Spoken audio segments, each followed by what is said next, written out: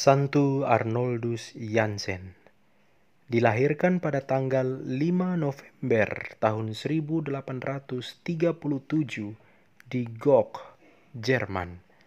Ayahnya bernama Gerhard Jansen, seorang petani, dan ibunya bernama Anna Katharina Wellesen, seorang ibu rumah tangga. Arnoldus adalah anak kedua dari 11 bersaudara. Keluarga Jansen adalah keluarga Katolik yang saleh. Selain Arnoldus Jansen, dua orang saudaranya juga memilih untuk hidup membiara. Bruder Juniperus Jansen bergabung bersama Arnoldus menjadi seorang SPD, dan Pater William Jansen menjadi seorang imam OFM Kapusin.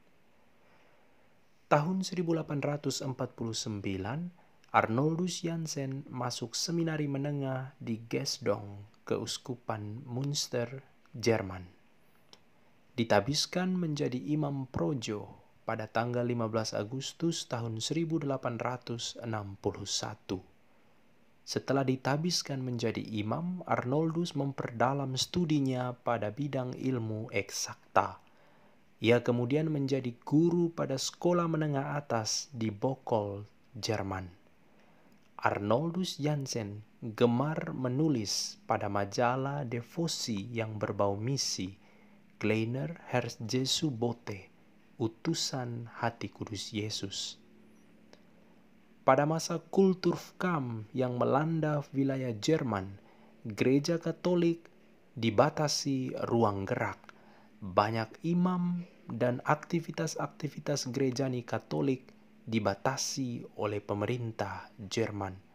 Pada masa sulit ini, timbul gagasan dalam hati Arnoldus untuk mendirikan sebuah rumah misi guna mengirim, membentuk, dan menyediakan tenaga-tenaga imam misionaris yang siap untuk diutus ke pelbagai penjuru dunia. Gagasan Arnoldus mendirikan rumah misi ditentang oleh banyak pihak. Bahkan tak segan-segan Arnoldus dikatakan mau menjadi orang kudus ataukah seorang gila, karena idenya di tengah situasi sulit Kulturkampf yang sedang melanda Jerman saat itu. Tetapi karena kekuatan doanya, semangat pengorbanan dan keteguhan hatinya berharap dan bersandar pada Allah Tritunggal, maka tanggal 8 September 1875 dalam kesederhanaan Arnoldus mulai mendirikan Serikat Sabda Allah, Societas Verbi Divini, di Steyl, perbatasan antara Belanda dan Jerman. Karya Arnoldus yang lahir dalam kesederhanaan perlahan tapi pasti mulai membuahkan hasil. Dengan mengirim seorang misionaris pertama, Joseph Freinademetz, ke wilayah Cina, usaha pengiriman misionaris terus bertumbuh subur dan membuahkan banyak hasil yang baik dari tanah misi. Arnoldus Jansen kemudian menyadari bahwa di tanah misi juga membutuhkan kehadiran tenaga kaum perempuan sebagai seorang biarawati. Maka pada tanggal 8 Desember 1889,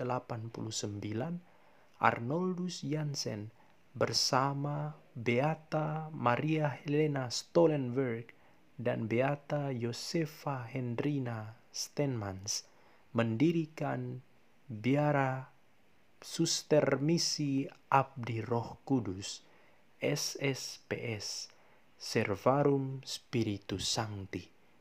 Para suster ini pun diutus sebagai misionaris yang bekerja di pelbagai tanah misi membantu sama saudaranya SPD. Namun Arnoldus melihat bahwa karya misi itu belum lengkap bila tidak ditopang dengan suatu semangat doa yang tak putus-putusnya. Maka pada tanggal 8 Desember 1896, Arnoldus Jansen mendirikan SSPS AP, Servarum Spiritus Sancti Adorasi Perpetua, suster-suster misi Abdi Roh Kudus untuk penyembahan abadi.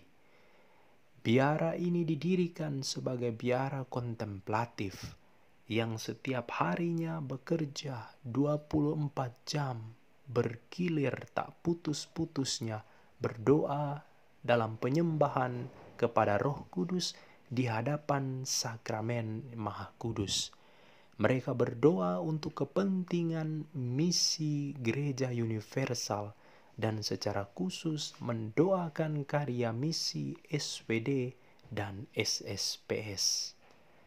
Karya misi yang telah dirintis oleh Arnoldus bertumbuh subur dari hari ke hari. 15 Januari tahun 1909, dalam usia senja, Arnoldus Jansen menghembuskan nafas terakhirnya di rumah induk SPD di Stijl, Belanda. Tanggal 10 Mei tahun 1973, Arnoldus Jansen divenerasi menjadi venerabilis, sebuah gelar yang berbahagia dalam gereja Katolik oleh Paus Paulus VI. Tanggal 19 Oktober tahun 1975, Arnoldus Jansen dibeatifikasi menjadi beato yang terberkati oleh Paus Paulus VI.